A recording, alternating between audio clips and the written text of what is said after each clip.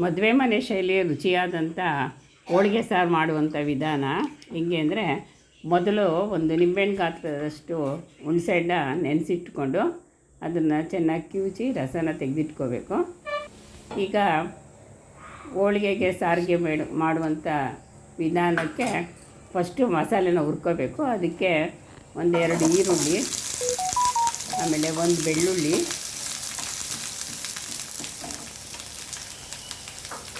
ಈರುಳ್ಳಿನ ಫ್ರೈ ಆದಮೇಲೆ ಸ್ವಲ್ಪ ಬೆಳ್ಳುಳ್ಳಿ ಹಾಕಬೇಕು.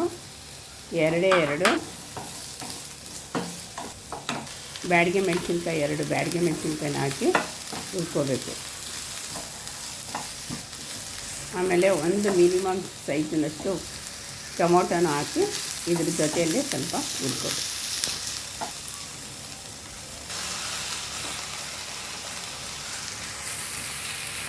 ಈ ಹುರಿದಂಥ ಮಸಾಲೆನ ಸ್ವಲ್ಪ ಆರಕ್ಕೆ ಬಿಟ್ಬಿಟ್ಟು ಆಮೇಲೆ ಮಿಕ್ಸಿ ಜಾರ್ಗೆ ಹಾಕಬೇಕು.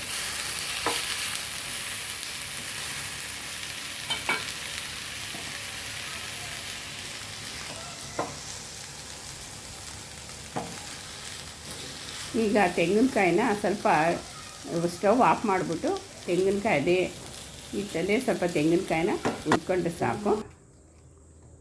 ಈಗ ತಣ್ಣಗಾದಮೇಲೆ ಅದನ್ನು ಮಿಕ್ಸಿ ಜಾರ್ಗೆ ಹಾಕಿ ಅದನ್ನು ಮಿಕ್ಸಿ ಮಾಡ್ಕೋಬೇಕು. ಸ್ವಲ್ಪ ಕೊತ್ತಂಬರಿ ಸೊಪ್ಪು ಸೇರಿಸ್ಕೊಂಡು ಸ್ವಲ್ಪ ಮಿಕ್ಸಿನಲ್ಲಿ ಚೆನ್ನಾಗಿ ಪೇಸ್ಟ್ ಮಾಡ್ಕೋಬೇಕು. ಈಗ ನಾವು ಬೇಳೆ ಬೇಯಿಸ್ಕೊಂಡಿರ್ತೀವಲ್ಲ, ಒಬ್ಬಟ್ಟಿನ ಸಾರು ಬೇಳೆ ಕಟ್ಟಿಗೆ ನಾವು ರುಬ್ಬಿರುವಂಥ ಮಸಾಲೆನ ಹಾಕಿ ಸ್ವಲ್ಪ ಮಿಕ್ಸ್ ಮಾಡ್ಕೋಬೇಕು. ಆಮೇಲೆ ಇದು ಹೂರಣ ಮಾಡ್ಕೊಂಡಿರ್ತೀವಲ್ಲ ಕನಕ ಅಂತ, ಆ ಹೂರಣನ ತಗೊಂಡು ಇದಕ್ಕೆ ಸ್ವಲ್ಪ ಮಿಕ್ಸ್ ಮಾಡಿಬಿಟ್ಟು ಹಸಿಮೆಣ್ಸಿನ್ಕಾಯಿ ಖಾರದ ಪುಡಿ, ಸ್ವಲ್ಪ ಸಾಂಬಾರು ಪುಡಿ, ನಾವು ಮೊದಲೇ ಕಿವುಚ್ಕೊಂಡಿರುವಂಥ ಹುಣಸೆ ರಸನೂ ಇದಕ್ಕೆ ಸೇರಿಸ್ಕೋಬೇಕು. ಈಗ ಇದು ಮಸಾಲೆಗೆ ಒಗ್ಗರಣೆ ಕೊಡೋಕ್ಕೆ ಸ್ವಲ್ಪ ಎಣ್ಣೆ ಹಾಕ್ಕೊಂಡು ಸಾಸಿವೆ ಹಾಕ್ಬೇಕೀಗ. ಸಾಸಿವೆ ಚಟಪಟ ಅಂತ ಸಿಡಿದ ಮೇಲೆ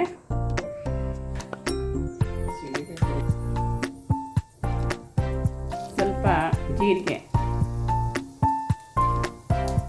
ಆಮೇಲೆ 1-2 ಮೆಣಸಿನ್ಕಾಯಿನ ಒಗ್ಗರಣೆಗೆ ಹಾಕಬೇಕು.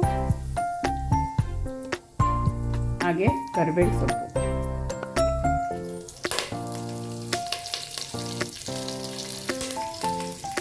ಸ್ವಲ್ಪ ನಾವು ಇಂಗು ಇದಕ್ಕೆ ಒಗ್ಗರಣೆಗೆ ಸೇರಿಸ್ಬೇಕಾಗ್ತೀನಿ. ಈಗ ರೆಡಿ ಮಾಡಿಕೊಂಡಿದ್ದೆ, ಸಿದ್ಧ ಮಾಡ್ಕೊಂಡಂಥ ಈ ಬೇಳೆ ಮಸಾಲೆನ ಇದಕ್ಕೆ ಹಾಕ್ಬಿಟ್ಟು ಚೆನ್ನಾಗಿ 1-2 ಕುದಿ ಬರೋಂಗೆ ಕುದಿಸ್ಕೊಂಡು ರುಚಿಗೆ ತಕ್ಕಷ್ಟು ಉಪ್ಪು ಹಾಕಿದ್ರೆ ಹೋಳಿಗೆ ಸಾರು, ತುಂಬ ರುಚಿಯಾದಂಥ ಹೋಳಿಗೆ ಸಾರು ರೆಡಿಯಾಗುತ್ತೆ. ನೀವು ಈ ಹೋಳಿಗೆ ಸಾರನ್ನ ತಿಂದರೆ ಮತ್ತೆ ಮಾಡ್ಕೋಬೇಕು ಅನ್ನೋಷ್ಟು ತುಂಬ ರುಚಿಯಾಗಿರುತ್ತೆ.